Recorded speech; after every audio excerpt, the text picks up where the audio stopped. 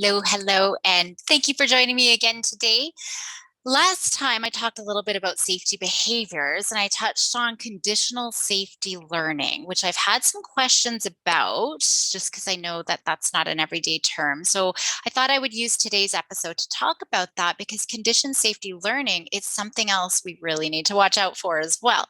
I think we first, though, need to back up and just talk about learned fear because it generalizes really easily compared to learned safety. And I think that that's a really foundational sort of concept that we got to understand when we're working with kiddos who are pretty anxious. So, learned fear, that's when oftentimes there's been an actual situation that's happened, whether the person remembers it or not. So, for example, the story that I always give, and I'm sorry that people are hearing my same story over and over, but it's such a good one.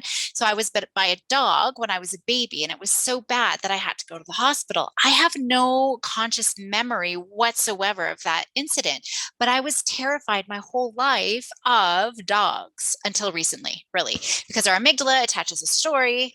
This is our hippocampus, our memory, we attach a story and we remember that story. So the amygdala never forgot that dogs are dangerous. And so I had this story, not that I was consciously thinking that dogs were dangerous, but everything in my being was like, dogs are dangerous. So my daughter, she had a really bad experience with dentists. When she was younger, she had to get a tooth pulled, and the whole process was terrifying. And of course, the prankster mom that I was joking around about it and be like, you got to get your tooth pulled. And then sure enough, she did. And so years later, she's still terrified of going to the dentist, even though that was only one time when she was itty bitty. She's had so many positive experiences over the years ever since, but her brain has never forgotten. So her brain has associated everything around that scary incident. It was really the needle that scared her the most then. She had no idea that anything else was really happening. But even when that thing that originally caused the fear, so in this case, the needle, even though it's no longer there, we still have the fear. So for me, it was just the one particular dog in the one particular place, right? I've never seen that dog again in my entire life. But for me, the rest of my life, any dog anywhere was terrifying. For my daughter, it wasn't just the needle that caused her the pain. She's never had to see that needle again or anything like it again. It's no longer there, but she still feels that anxiety, even just thinking about having to go to the dentist, even just sitting in the chair. So there's this conditioned learning where we're conditioned to think about something, or we learn to associate that painful needle with the dentist chair, with the hygienist, with the office. And it was even going into that neighborhood, she would start to get a little bit panicky. She'd recognize the turnoff and immediately, where are we going? We're not even close to the dentist yet, but we're just going in that direction, and she's starting to get panicky. So we see this conditioned learning. It generalizes really easily to any sort of context around the situation, even though it was the needle. It just branches out. So even though we're just going to the store that happens to be in the neighborhood, not even right next to the dentist, in the neighborhood of the dentist, there's no dentist, no cleaning, no needles, she's still feeling anxious. So we have this neutral stimulus. So the neighborhood or the dentist or the dentist chair, it got nothing to do with anything, causing her pain, but it's paired with this unconditioned stimulus, the painful needle. So the needle that she felt some pain with, that's unconditioned because that did create some pain for her. So of course she's going to be anxious about that. Everything else becomes conditioned. So she has this learned sort of association that the neighborhood is part of the pain. And so therefore seeing the neighborhood is going to instill a little bit of anxiety. So there's this conditioned fear response that leads to anxiety. So, in the case we create this anxiety through learning. And so, for example, we have a little guy, maybe he's crawling on the ground and out comes a spider. He's never come upon a spider before, never met a spider before. So it's a real neutral thing. The baby's like, oh, what's this cool thing? And he's just about to reach for it. Or maybe he's already got this cool thing that's tickling him on his head. It's crawling up. He wants to explore. He's looking at the spider. In walks mom, who screams and she grabs the baby, right? And it's just so sudden. It's so startling. And now the baby's scared. Guess what? Of the spider. because it was this neutral thing, now there's this huge reaction that scared me. The baby learns that the spider was the threat. The spider is scary, even though 2 seconds ago it wasn't. It was just something that I was exploring. So now we've got a kiddo who is scared of spiders. And so they associate that fear that they experienced with the context and everything around that context. If there was anything else going on, maybe there's a song, maybe he was eating a piece of fruit or something, all of those things could potentially be associated with that fear. That the fear learning, really, it's limitless. We can make unlimited amounts of associations, which just makes that anxiety stronger and stronger. So like the needle extended to the chair, just seeing the workspace where I have to come sit, now associating my hygienist and the dentist, his whole office, the whole neighborhood, the whole town. Like it could just go on and on and on. It's limitless what they can become afraid of just from one situation. So that fear learning, it's so easy and it generalizes so easily. The example that I often talk about is little Albert. So he was 11-month-old little baby. If you don't know it, he was initially, again, very curious. There's this cute little white rat that he was given, very curious, was reaching out to touch it, right? Thought it was a cool little thing, but he was conditioned to fear that white rat because, the experimenters paired it. They would hit a metal bar or something and there was this big startling sound. It scared him. And so he realized, or he paired, the rat is scary. And so even over time, they took that loud, startling sound. Just seeing the rat was enough to scare him, even though it was the sound that was scaring him in the first place. But the thing is, even though they only taught him or paired the rat with the loud noise, it didn't stop there. It generalizes really easily, right? So they conditioned him just to be scared of the white rat, but he quickly became scared of anything soft and white and small and fluffy. Furry little bunny rabbits, a white little stuffy, even cotton balls he was scared of, like Santa's masks he was scared of. But it went further than that. It just wasn't soft white things. It generalized to other things like a brown bunny and a black fur coat. Totally, totally neutral, totally not dangerous, but his brain just all of a sudden was making these limitless sort of associations. So that fear learning, it really spread so quickly. Same too with my daughter with the needle. It spread to everything else that I was talking about. So that amygdala, it being right next to the hippocampus, which is our memory stores. So that fear learning, it really forms this long-lasting emotional memory. And we remember those memories so much better than any happy, positive experience that we might have had. If there's any trauma, there's a lot of cues that can activate that memory. For my dad, it could be a chocolate bar, right? There's a lot of trauma just being in the United Nations. The kids, the biggest thing for him was the kids. So there could be little triggers. People have been car accidents. It could be a song, right? It could be doing left-hand turns. It could be, the smell of, maybe they had air freshener. There's so many little things that could activate those memories. So that's the feared learning. Safety learning, on the other hand, I wish it was just so easy. Fear learning, easy. You don't need to do anything. It's like weeds. You need to do nothing and they just grow and grow and grow and grow and grow and they just take over, right? Safety learning is like your beautiful flower garden or vegetable garden. It needs a lot of a lot of work for it to be able to grow.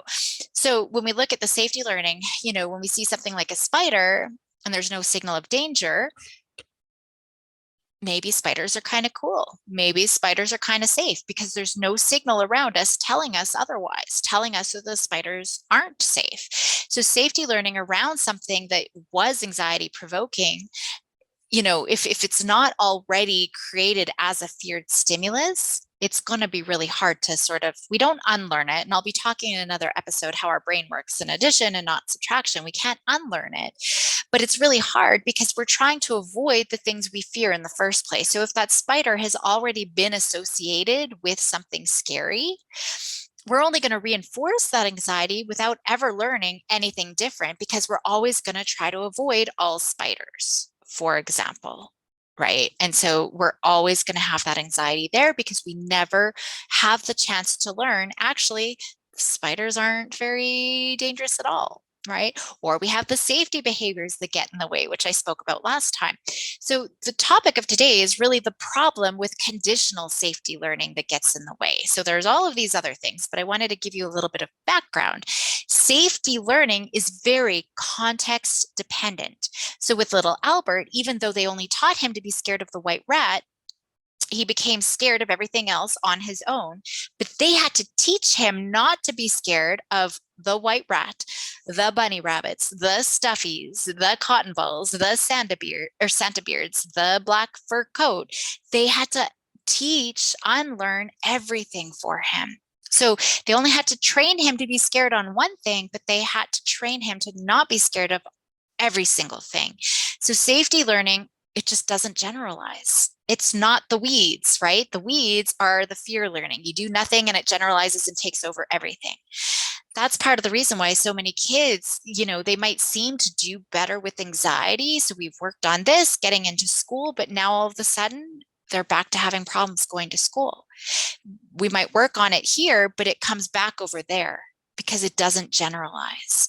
Or I might be okay with these spiders at my playground, but man, if we go to the mountains, no way, those spiders are dangerous because it doesn't generalize. The fear generalizes, but not the safety learning. So when I talk about being context dependent, what I mean is that any learning is affected by the context.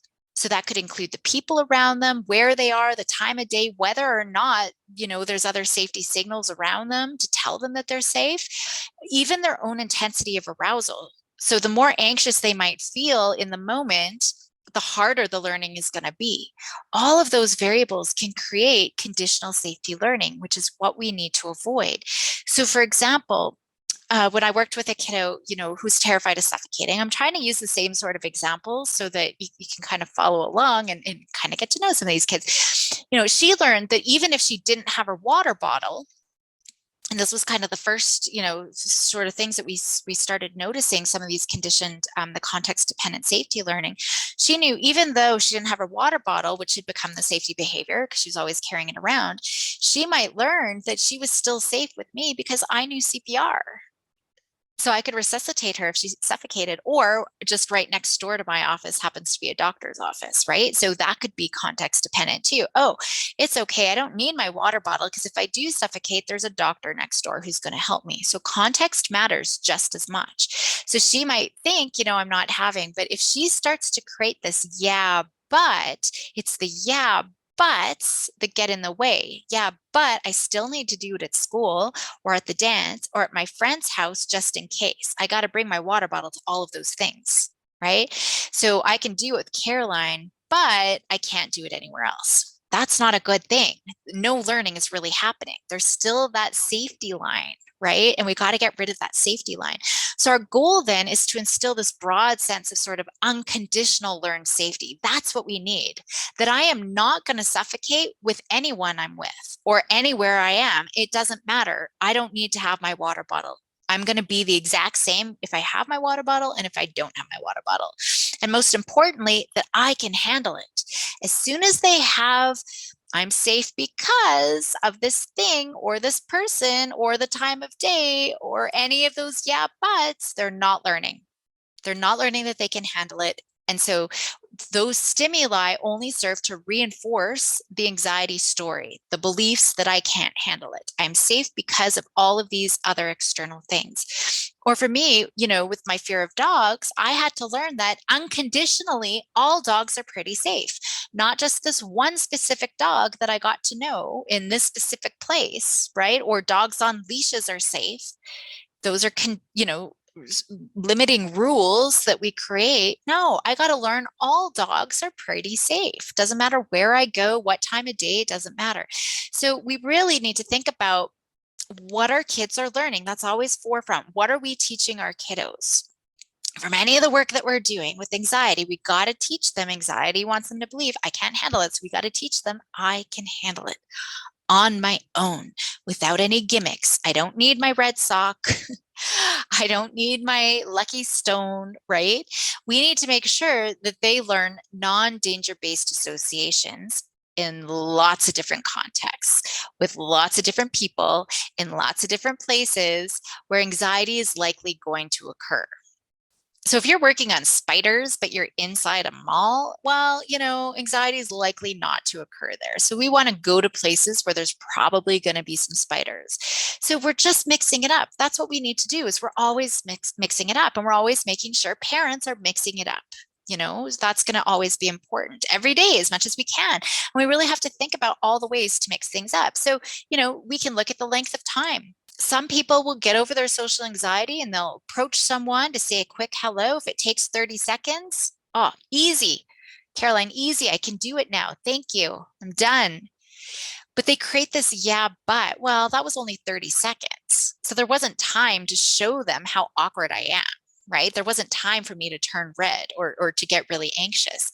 So then we say, well, how long will it take for them to realize you're awkward? Oh, for sure. Within 5 minutes, like I can say hi, but I can't maintain a conversation for more than 5 minutes. And they're going to start thinking I'm weird.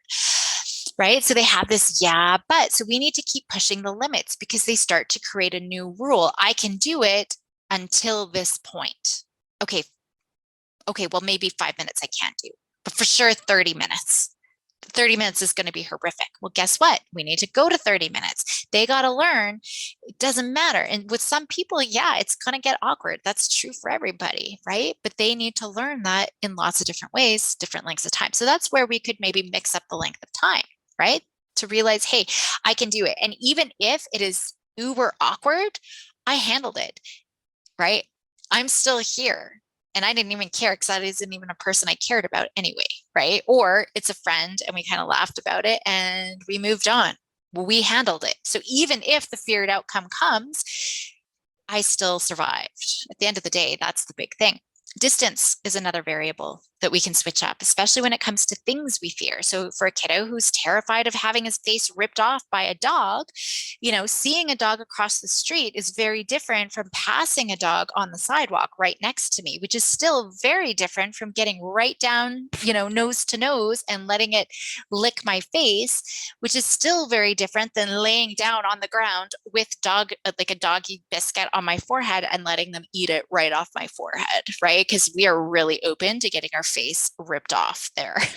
If they can do that, they're going to learn, oh, wow, none of these dogs are ripping off my face, even when I've got food on my face. We can also look at the time of day. I think that's a big one that people don't necessarily think of, So I have people who are willing to go to the mall. Maybe there's a lot of social anxiety and they're willing to go to the mall on a Monday afternoon because it's not so crowded. It's not so loud. It's not so overwhelming. It's way more manageable. But we see a yeah, but I can go to the mall only if it's Monday, right? I can't do it on a Saturday afternoon. So we have to show them they can go to the mall anytime they want, whether it's a Monday afternoon, a Saturday afternoon, if it's, the middle of Black Friday or Boxing Day, right? It doesn't matter if there's a rush, it doesn't matter what time of day, they still can handle it. It might suck, you still might get overwhelmed, right? It might be loud, you might get a headache, but you survived it. And then who's with you? I can go to the mall as long as I'm with my friends.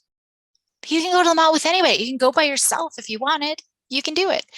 So just as we want to avoid safety behaviors in our work, we also want to make sure we're not creating new rules or new contexts, right? Or these sort of limitations that are limiting their learning with anxiety. So we're always on the lookout for those safety behaviors, but any of these rules that might be emerging or these yeah buts that might be emerging, and making sure that we're mixing up what we do all the time. That is so critical, making sure that they are learning, and that learning, we have to actively make sure it's generalizing to every different situation that we can think of. It does take work, but it's super treatable, super doable, super manageable as long as you're aware and able to do it. So thank you for joining me today, and I will see you next time.